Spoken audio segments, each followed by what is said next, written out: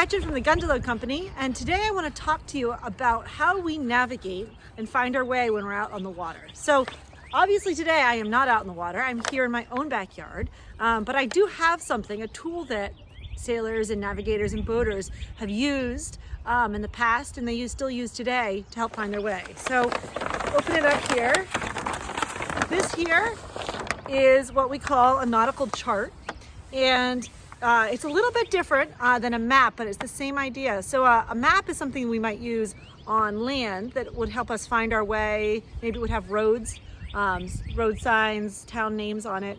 A chart is actually going to tell you where you don't want to go. So instead of telling us where to go, a chart tells us where not to go. And you can see there's some different things on here that you might not find on a road map. So I'm going to take you inside now, and we can take a closer look at a chart, and we'll look at the area right where we live here in New Hampshire. So here we have a nautical chart, and this is a nautical chart of Portsmouth Harbor here in New Hampshire. And there are a couple of things that are important about this. So let's first take a closer look at the colors on this chart. So we have kind of this tan color here that's going to represent our land, and then we have white here. So take a look. What do you think that white represents? Yeah, so this is our water that comes up in here, up the river, the Piscataqua River. But we also have other colors here that represent water as well. So there's a blue, and that represents the shallow areas of our rivers. And we also have this green area, which is our intertidal zone. All right, so let's take a closer look at what we have here on the chart.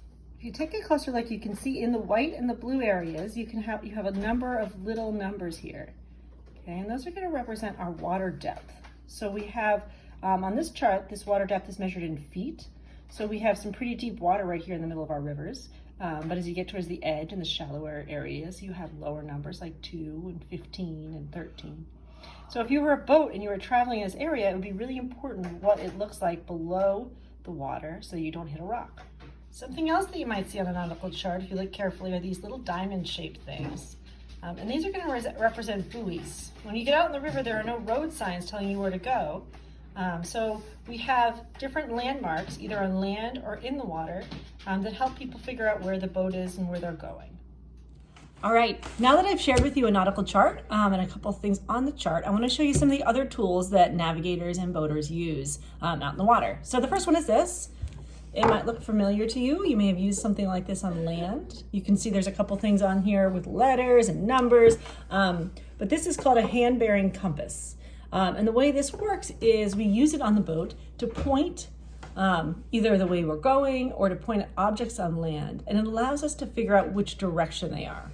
So if you remember earlier when we looked at our chart, we had this little kind of circular thing up in the corner here, and this is our compass rose. So if we know what direction is north or south on my compass rose on my chart, I can use my hand-bearing compass to allow me to look and find different things on the chart. So this is one of the tools we use. We also have a few other tools. So this one here, these are called dividers. And dividers allow us to measure things on the chart. So if I were to be able to use my chart and find out that 1 nautical mile, if I were to measure up my dividers here on my scale and find that this distance is 1 nautical mile, I can then take my dividers and measure how far something is. So if I knew I was here in Portsmouth and I wanted to get out to the mouth of the harbor, I might take my dividers to figure out how many miles that is. And I can just walk that distance right out here on the nautical chart. So these are a really great tool to find out your distance. There's one more tool I have to show you today. These are called parallel rulers. Sometimes people use these. They also use something called triangles. But this is going to, usually you use this with your compass here, and it is going to allow you to find your direction. So if I know, for example, that in order to get out of the harbor, I need to sail along this course or this direction on my nautical chart, I can then take that angle that I have right here, and move it to my compass, and will then allow me up here on my compass rose to figure out what direction I'm going. So this is a great tool to be able to find direction on your chart. Great. So those are just a couple of the tools. Hopefully you come out with us sometime on the Gundalo. We can look around from the deck of the boat and we'll be able to see some of these different things, these different buoys, and we can try out our hand-bearing compasses. So I hope you come visit us soon, and thanks for watching.